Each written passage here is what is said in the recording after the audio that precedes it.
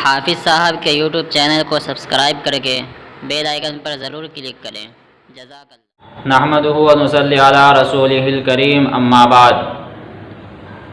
محترم بھائی اور بزرگوں، دوستو، عید الاضحیٰ کا موقع بالکل ہمارے قریب ہے، اور عید الاضحیٰ کے موقع پر ہم قربانی بھی کرتے ہیں جو صاحب استطاعت ہے، اور اللہ تبارک و تعالیٰ کو عید الاضحیٰ کے دن قربانی کرنا بہت زیادہ محبوب ہے۔ تو قربانی کے متعلق کچھ سوال ہے، کچھ اہم مسائل ہیں جو میں بیان کرنا چاہتا ہوں۔ سب سے پہلا مسئلہ یہ ہے کہ جو لوگ قربانی کرتے ہیں تو ان کا جو قربانی کا جو گوشت ہے اس کے 3 حصے کرنا ہے۔ پہلا حصہ خود رکھے، دوسرا حصہ اپنے رشتہ داروں کو دیں، اور تیسرا حصہ غربا اور مسکین کو دیں۔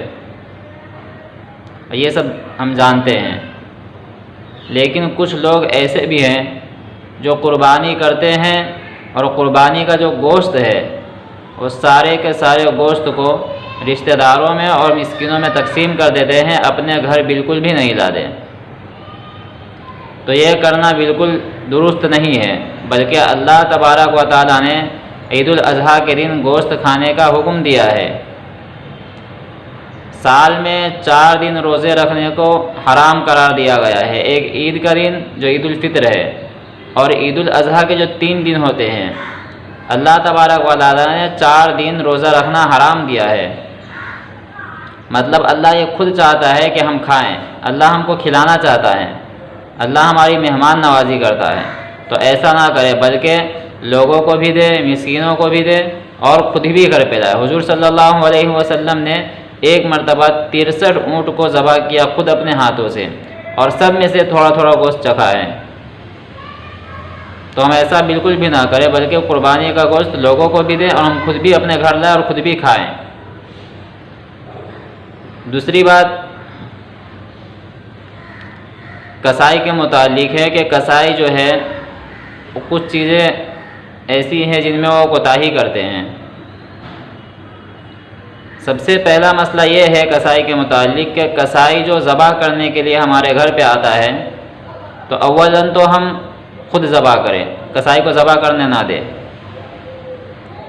لیکن اگر دے رہے ہیں تو اس بات کا خیال رکھیں کہ جانور کی جو 4 رگیں ہیں، شریعت میں 4 رگوں کو کاٹ دینے کے بعد چھوڑ دینے کا حکم ہے کہ 4 رگیں جب کٹ جائے تو جانور کو چھوڑ دو ٹھنڈا ہونے کے لیے۔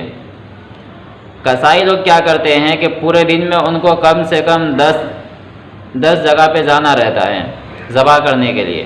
وہ لوگ اپنے ٹائم کی وجہ سے جلدی میں 4 رگ کٹ جانے کے بعد بھی چھری چلاتے رہتے ہیں، اور اس کے بعد پھر اور کیا کرتے ہیں کہ گردن پہ سیدھی چھری مارتے ہیں، جس سے وہ پیچھے جو نس ہے، پیچھے جو رگ ہے وہ کٹ جاتی ہے۔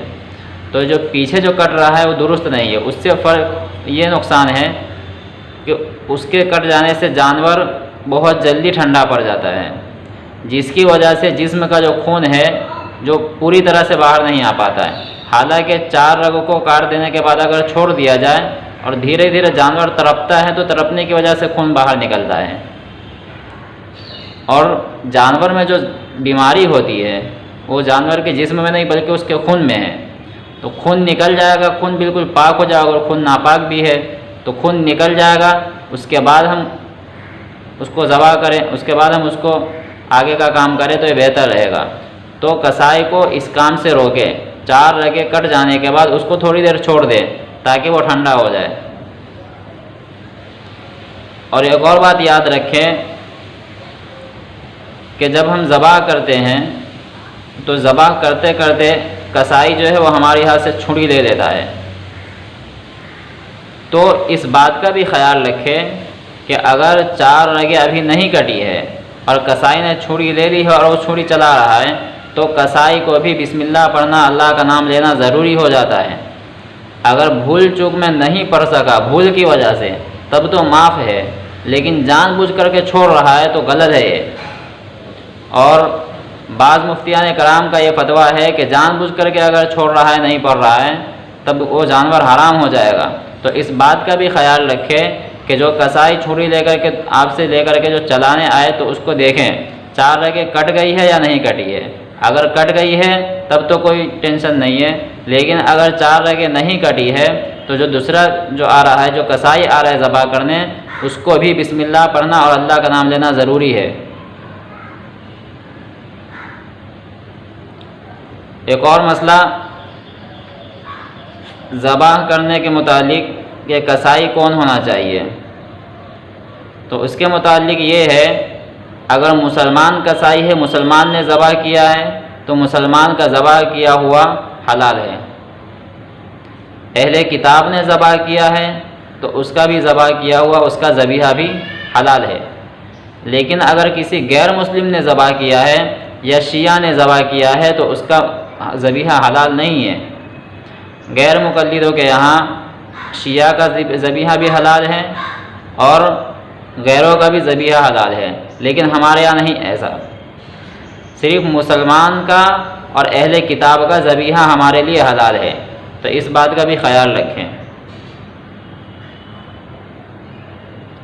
اور ایک اور بات یہ ہے کہ قربانی کے لیے جو جانور لاتے ہیں، مثلا بچھڑا لائیں تو بچھڑے میں جو یہ حکم ہے 7 حصے کا، وہ زیادہ سے زیادہ 7 حصہ ہے۔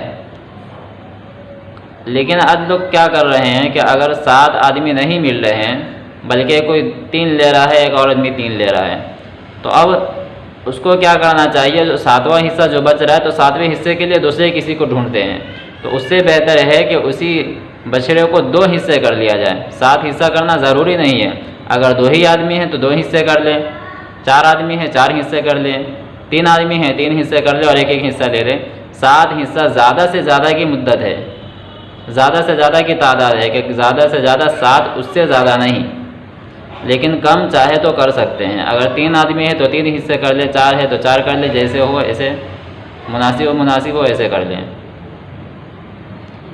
اور اللہ تبارک و تعالی ہم سب کو قربانی کرنے کی توفیق عطا فرمائے اور عید الاضحیٰ کو ہمارے لیے بہترین بنائیں۔ اللہ تعالیٰ سے دعا ہے کہ اللہ تعالیٰ زندگی بھر کامیابی دے اور دین کی سمجھ عطا فرمائے۔ آمین۔ وآخر دعوانا ان الحمد للہ رب العالمین۔